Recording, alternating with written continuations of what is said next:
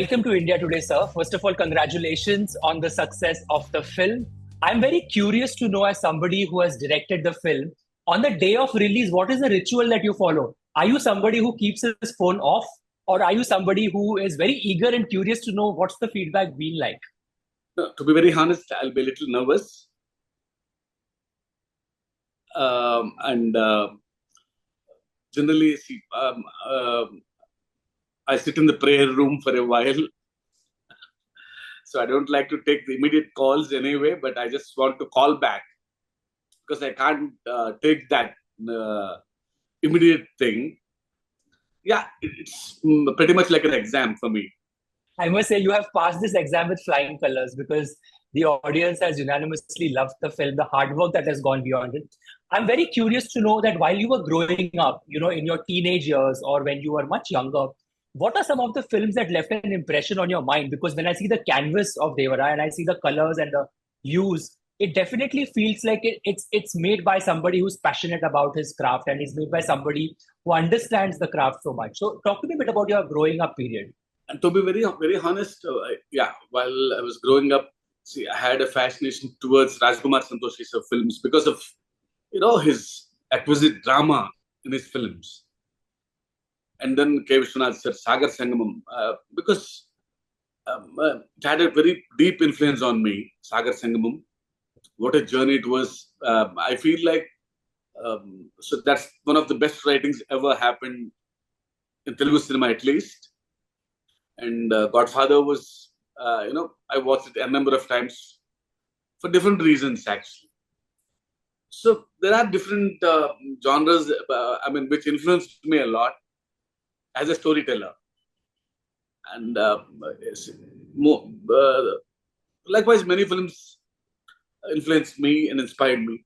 There is an underlying theme and current in the film which talks about the importance of fear and the impact that fear can have on a human being, right?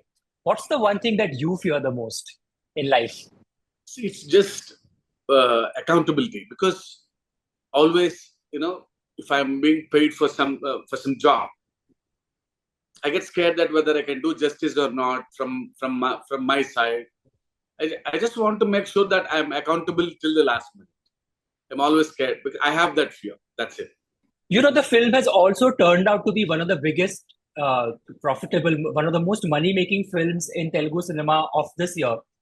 Yeah. How much focus does one put on numbers, on box office revenue? Because that is a very important factor in determining if you are able to make another film, if you're able to go ahead in the franchise. The audience's reactions is absolutely critical, right? Talk to me a bit about that for Devara. Yeah, firstly, the main thing is we should get proper feedback from the audience, because as a story, they should like it and they should travel through the film and they should have good memories about the film. And number two, as we are in the trade, I should make sure that whoever bought my film should make profits. Right. Because they'll speak lots about the film. So firstly, as I said, I'm always accountable. So I'll see that till the last minute, if my buyers make money, I feel that I'm 100% accountable, my job is done properly. And obviously, audience feedback. Luckily, right from my first film, I got a lot of applause and appreciation from the audience. Yes. Because I have my own set of audiences who likes my storytelling. And I'm glad. Right.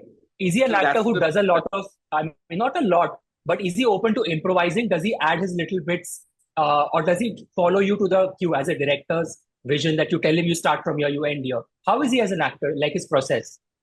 Yeah, definitely. Because he's a very intelligent actor and he has lots of common sense, actually. So because he loves to make things simple. Yeah. So right from the staging and choreographing the scene, because we have a beautiful sync. Because I know him since a writer. I started my journey with him long time back. Because even as a writer, I wrote some films for him. Luckily we have that sync. We do things in tandem. So right from this, the staging itself, I know his comfort zone. He knows how to crack something. He makes sure that the co-actors are also comfortable. He gives a lot of room for them to perform, which is my job. But luckily here, even he helps me a lot in doing these things. What is your take on this idea that some films don't really need to have a cliffhanger or a part two? Sometimes the story could be just told and the audience can leave the theater with a feeling that I've seen the story arc from point A to point B. It's a complete circle.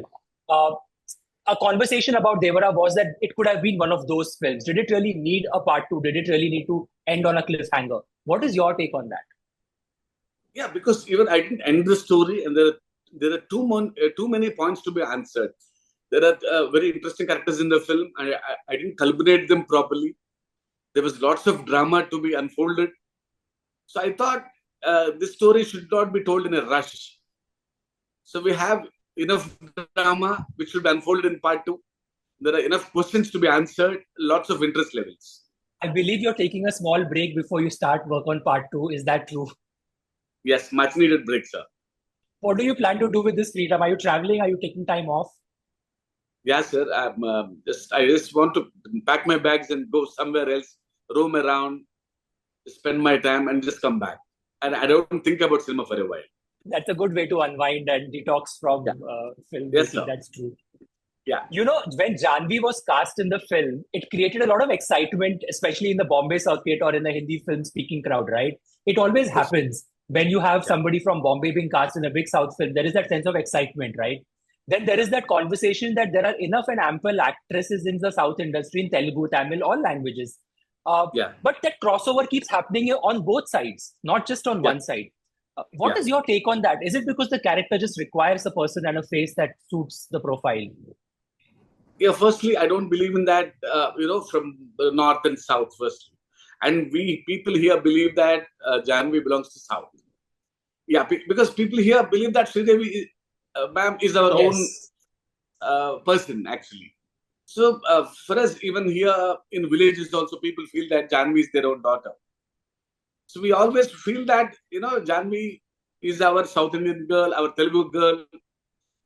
So, and we are waiting for her since a long time. And we strongly believe that NTR and Janhvi will make a very good pair. She can bring a lot of freshness into the film and have multiple dimensions in her character, which will be unfolded in part two mostly. There is a lot of drama for her, lot of, attitude. There were many twists and turns, even for her character also. So let's wait for part two also.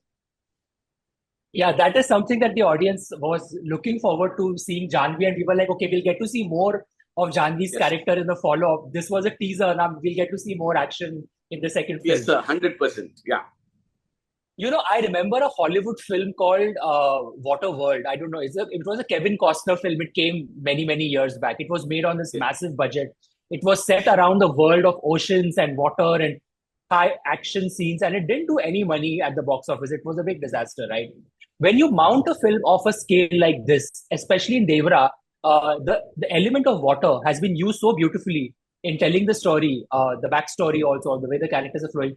Talk to me about creating that world, because it's not easy to create a world when you have an element in frame. Yeah, because firstly, because I would like to just tell the core idea of the story, because Devara is a story about a boy who grew up listening stories, and he wrote the biggest story for his dad. So that's the basic story. So I want this to happen in a different world. See, the forgotten lands of forgotten coastal lands of India. So it should be remote. It should be a little bit dark. It should have drama. The world should have drama. Very interesting, strong characters. So obviously, water itself became a very important character in the film, because it adds that bigness. And we always strongly felt that water has got the drama.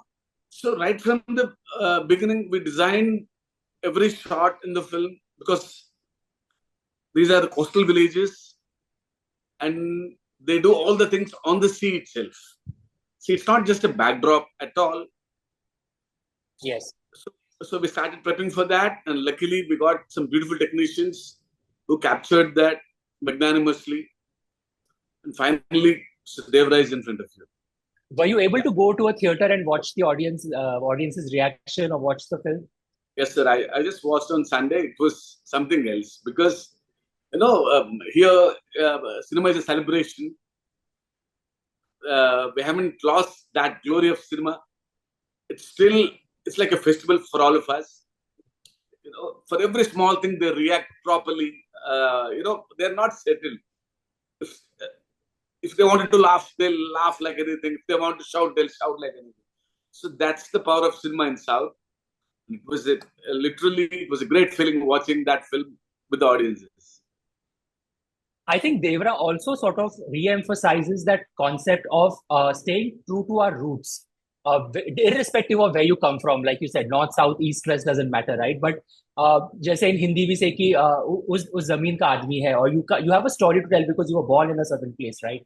And I think South films primarily do that more than maybe films made in other parts of the country. Do you feel that that factor plays a lot in sort of storytelling? It gets easier to sort of connect with the audience because then you're going to the roots of the story, or you're going to the roots of the character. Yeah, 100%, sir. Because once the story starts, the audience should travel into that world. So we need a different world, actually. See, once upon a time is always in our blood. So we always believe in that once upon a time, once there lived a man. So once there was a city, that storytelling was there. So for that, you need a different world or a different backdrop always. It helps in bringing your narrative effectively. Is there a genre or a film that you have not thought of, or you have never been offered, or you never conceived of it, but you're like, I want to try my hand at this space? Maybe you never know how it might be. Are you like excited as a kid to try something new? Is there a genre you are excited for? I love comedy. But I enjoy comedy. But I always try to make that, but it's not my forte. But I love watching comedy films, but I can't make it. I wish I could do one. Yeah.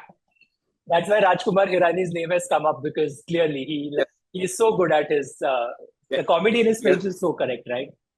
True, and comedy, that too, it's not a forced comedy because it blends with the story properly.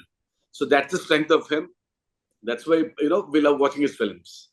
The audience is really curious to know, because we have very little access to Tarak, and he's a very private person. But how has he been post-release? Is there a sense of relief? Is there a sense of letting go and just enjoying and letting the audience enjoy the film now? Yes, we had our time after the release. It was 2 years of hard work. I know what kind of torture he went through in making this film, into the water every day, jumping into the water, underwater, everything. Now, after this reaction from the audience, after this success, definitely, we had our own moments now. We celebrated in the best way. And I have to leave you by giving, if you could just give us a tease of what can we expect from part 2, because now, like I said, the anticipation is so much higher. We are waiting for the main course. We got like an appetizer sort of a feel with this. What can we expect from part 2? Yeah, there's a lot of drama involved. See, there are many things unanswered. So there is a big shot in the film. Under the water, we have 50 to 60 skeletons in the film. So people wanted to know whose skeletons were those. Yes.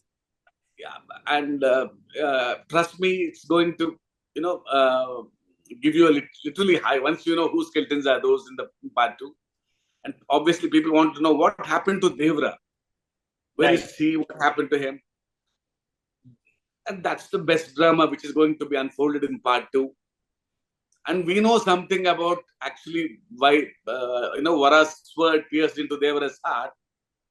But now at least the audience know, but the screen characters doesn't know. All the important characters in the film, they still don't know what happened actually. So these things will be unfolded in the best way in part 2. I also forgot to mention that you also saw Saif Ali Khan in a role that perhaps nobody would have imagined. Just the way he looked physically, the way his character was written, the way he sort of played off. He has never done this. He's never tried this space. And he has been so excited about the fact that somebody pushed him and somebody saw him in that space. Speak a bit about Saif to me. Yeah, because right from the beginning, so whenever I watch his films, I know that he's very intense in whatever he does, be it comedy, be it romance, everything. I love that. And even I watched Omkara, the way he expressed, little small reaction also, the way he expresses, he tells story in his reaction. So I thought he's the right man in my world, but I just want to give him a little makeover, get him tanned and get him into my clothes, my world, everything, his hair. I thought he's my Behra. So once he has got his own apprehensions when I read the story, it's such a beautiful story, such a strong character. Whether can I do at par with Tara? Can I deliver my lines? So I told him that just be yourself, sir, you can do. And the way, he's like a student, he's like a layman. Once he comes out of his van, he's like, boss, I don't know anything. Please let me do something. See, he comes like a clean slate. That's the best part of it. I can write anything on him now. So he doesn't come with any baggage. That's the beauty of Saif, sir. And lucky, even now, my Bhaira is like that. Even South Indians embrace him a lot. Thanks to him. Absolutely. I think that was a terrific casting. And I think that's the reason why so many elements in the film came together and it worked so beautifully because, you've given us a feel of something we've never seen before. And it's a proud moment for Indian cinema at large because technology is changing. VFX is getting better. Hollywood films are coming in. So in this space, I think Devara is breaking grounds and it's opening doors for more and more filmmakers across the country to sort of try their hands at new stories. Yes, sir. Very true. I'm glad they acknowledge that. Yeah. On that note, I will let you go because you don't have enough time and wishing you all the very best. And I hope you get your time off and you enjoy that before you get back on a set. Thank you, sir. Thanks a lot.